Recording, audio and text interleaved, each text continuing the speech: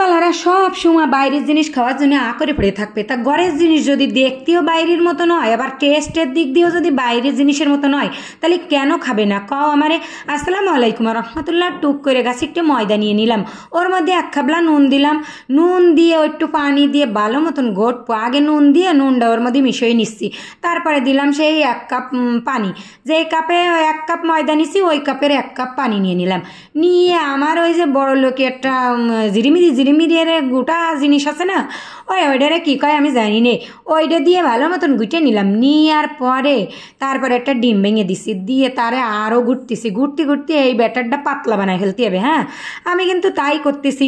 তা ওই ডিম দিয়ে গোটার পরে দেখি একটু দলা দলা হয়ে যাচ্ছে, অত পাতলা হয়নি, তাইতে আরও একটু পানি দিলাম, দিয়ে একদম পাতলা ডাল, মানে বেশি পাতলাও না ঘনও না, ওইরাম মতন পাতলা ডালির মতন গুইটে জল জল বানাই ফেললাম। তারপরে আমার একটা ফ্রাই প্যান ছিল না, ওই যে একটা বড় লোকি বাপ মারা কড়াই, ওই কড়াইটারে চুলোর পরে দিয়ে ওর মধ্যে কটা সাদা কুহুড়োর গোস্ত নিয়ে নিলাম, পোলট্রির ওই ছোটো ছোটো কাইটে নিছি পোলট্রি কুহুড়োর গোস্ত নিয়ে, তার মধ্যে জালের গুঁড়ো, নুনির গুঁড়ো, হলদির গুঁড়ো, তারপরে আসছে জিরের গুঁড়ো, ধনিয়ার গুঁড়ো, সব গোস্তের যত মশলা আছে, আবার রসুন বাটা সব অল্প অল্প 1 চামচ করে দিছি।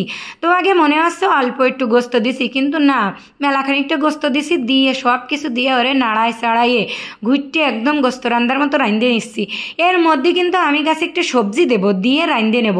তা সে সবজি দিবানে পরে অন্য চুলোয় দিয়ে আর এক চুলোয় সেই ফ্রাই প্যান দিয়ে দিলাম, দিয়ে এরে রুটি বানাবো। কি বানাচ্ছি তোমরা তো দেখিসাওই, আমার খোকার জন্য টিফিন বানাচ্ছি। বাইরের টিফিন খাওয়ার জ্বালায় ও জান যায় আর আসে, ওই জন্যই মনে করলাম যে বাইরের মতো দেখতে ঘরে বানাই দেবো সেই টিফিন। তা সেইগুলা কিন্তু আমি রুটির মতো বানাই নিচ্ছি। তাও একটা চুলোর পরে থুয়ে এক ওরং করে দিচ্ছি ওইগুলা, দেওয়ার পরে যে সময় ওই মেলাই দিলি রুটির মতন বড় বানাই, দেওয়ার পরে ওই যে তাপে একদম রুটির মতন হয়ে যাচ্ছে, সেই সময় ওরে উটোই থুয়ে দিচ্ছি আর একটা থালে।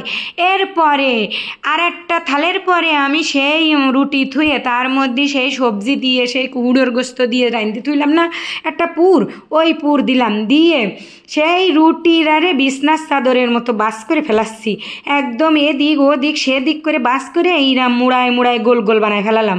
গোল গোল বানাইয়ে তারপরে এক পাশে থুয়ে দিচ্ছি। এইরাম এরে বিছানার চাদর মতো বাস করার মতো ওই সব কটা রোল কিন্তু আমি বানাই নিচ্ছি। হ্যাঁ, আমার আবারই ওই ডিম বাজ দিয়ে যায় হাত পুড়ে গেছে, তোমরা আবার আমার হাতের দিকে তাকাই না, তাহলে আমার ভিডিও দেখতে মন চাবে না। আমি এমনিতেই কালা ফেদা মানুষ, তারপরে গেছে হাতটা পুড়ে, তাহলে কি আর আমার হাতে আর দেখতে ভালো আছে?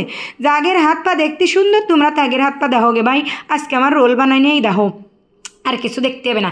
তাই সেই কথা গল্প দিতে কিন্তু আমার সে রোল কটা বানাই নিয়ে গেছে। এইবার একটা ডিম ভেঙে নিছে আর কটা ক্যারাম নিয়ে আইসি, কিনে নিয়ে আসিলাম স্বপ্ন সুপার স্টোরেতে আইনে। এইবার এই রোল কটারে ডিমের মধ্যে চুবোই ওই ক্যারামের মধ্যে ওই ব্রেড ক্রাম কয় না, ওরে পাউরুটির গুঁড়ো সহজে যেটা কলি সেনো, সেই ব্রেড ক্রামের মধ্যে চুবোই আমি এই ডুবো তেলে দিচ্ছি।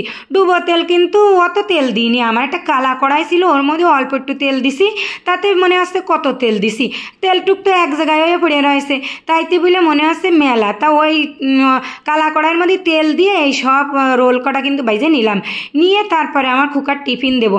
এইরাম ডহের টিফিন যদি ও টিফিনের সময় পায় যে আমার আম্মু বাক্স খুলে দেখবে এত সুন্দর জিনিস আমার আম্মু দেশে, তাহলে ও খুশি হয়ে যাবে না কও?